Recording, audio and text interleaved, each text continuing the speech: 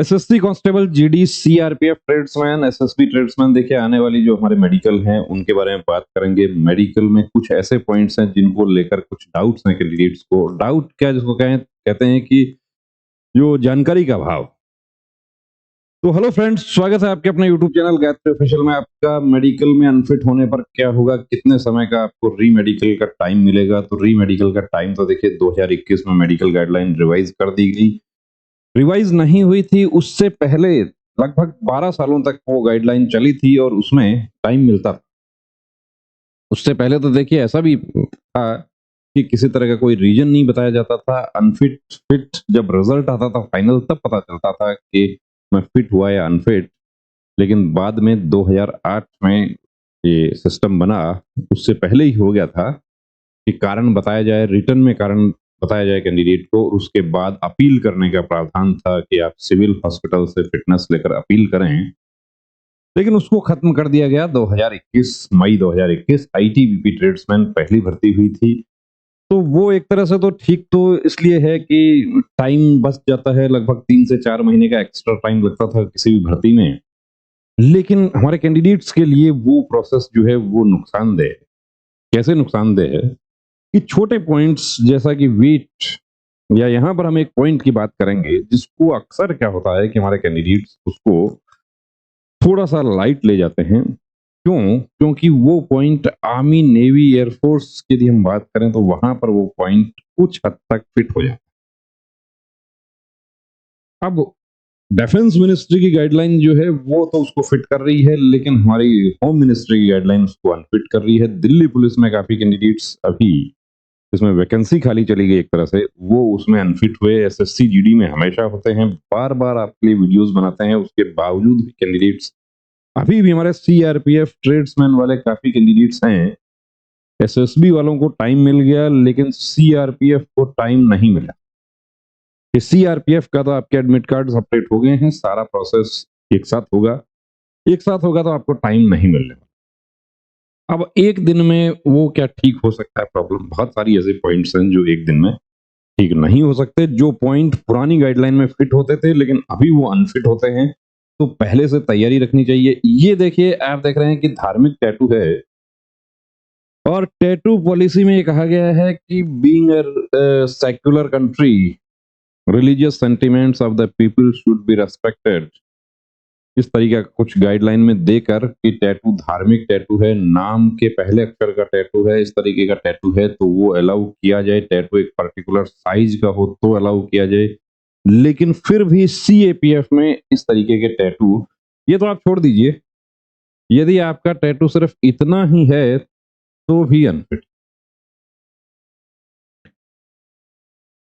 कि डॉट भी बचा हुआ है उसमें तो भी आप अनफिट हो गए। अब सैल्यूटिंग हैंड पर ही टैटू होगा, क्यों होगा? क्योंकि जब टैटू बनवाने के लिए आप टैटू के वो शॉप पे जाते हैं तो वो आपको हाथ आगे करने के लिए कहता है, और जो जिस हाथ से काम करता है वो फटाक से वही हाथ आगे कर देता है। राइट हैंड से काम करने वाले हमारे कैंडिडेट्स हैं, राइट हैंड आगे कर दिया। टैटू बनवाया था 10 साल 15 साल पहले, लेकिन वो टैटू आज साफ करवाना पड़ेगा।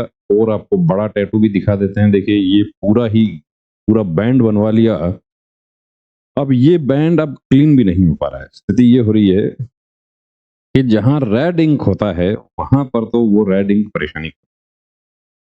सर्जरी इसकी यदि की जाए तो बहुत बड़ा निशान हो जाएगा, स्किन ग्राफ्टिंग करनी पड़ेगी। धीरे धीरे ये साफ हो जाता है, लेकिन जो छोटे टैटू हैं वो एक सिटिंग में क्लीन आपके हो जाते हैं। तो अब देखिए क्या टैटू में अनफिट कर दिया जाएगा। यहाँ पर आपको एक सर्टिफिकेट दिखाते हैं, ये है हमारा recruitment of constable motor mechanic 2022 result of review medical examination, ITBP का है, जिसमें अभी 4 जून लेटेस्ट है, 4 जून 2024 को ही ये रिव्यू मेडिकल हुआ। और एक ही पॉइंट था इनका कि टैटू ओवर राइट हुआ। 8x2 सेंटीमीटर का एक टैटू था जिसमें इनको अनफिट कर दिया गया। ये आप अनफिट देख रहे हैं, अनफिट टैटू ओवर राइट हुआ। क्या कारण बताया है? According to MHA guideline, so and so recruitment dated 20th May 2015, tattoo over right forearm is unfit, saluting hand। तो बार-बार देखिए आपको इसलिए आगाह कर रहे हैं कि आपके कोई मेडिकल पॉइंट्स हैं, जिनका आपको नहीं जानकारी है। अब जानकारी कब होगी, आपको जानकारी होगी या तो आप भर्ती में जाते हैं और एक बार आप अनफिट हो गए इसकी वजह से, जैसे ये हमारे कैंडिडेट हैं, ये अनफिट हो गए, अब ये आगे के लिए सावधान हो गए, ये उन्होंने इस टैटू को साफ भी करवा लिया है और आगे एसएससी, जीडी के लिए पूरी ताकत से तैयारी कर रहे हैं। लेकिन सबको दूसरा मौका नहीं मिलता। तो गलती नहीं करनी है, टैटू आपकी बॉडी में है, देखिए दोस्तों साफ करवा लेना, कहीं भी है, साफ करवाना उसको अच्छा रहेगा। लेजर करवाना चाहिए या सर्जरी करवाना चाहिए। अब सीआरपीएफ वाले हमारे कैंडिडेट्स हैं, उनको देखिए छोटे टैटू है, लेजर करवा लीजिए आप। सर्जरी करवाएँगे तो आपको रनिंग के लिए भी रेस्ट करना पड़ेगा। बड़ा टैटू है तो वो अभी उसको हटाना थोड़ा-सा मुश्किल है, लेकिन फिर भी देखिए आप यदि उस पर 1 सिटिंग, 2 सिटिंग करवा के जाते हैं तो कई बार मेडिकल अफ़सर कि ठीक है ये टैटू इन्होंने 1 सिटिंग करवा लिया है, ये प्रोसेस चल रहा है इसको साफ करवाने का, इसको हम क्लियर कर देते हैं। सिर्फ़ अकेला टैटू का ही यदि पॉइंट है तो कंसीडर कर लिया जाए। लेकिन आपने 1 सिटिंग भी नहीं लिया उस पे। अब क्या टैटू 1 सिटिंग में साफ हो जाता है? टैटू शॉप वाले 4 सिटिंग, 5 सिटिंग की बात करते हैं कि ये 15 दिन बाद, 20 दिन बाद दूसरा सेटिंग करेंगे।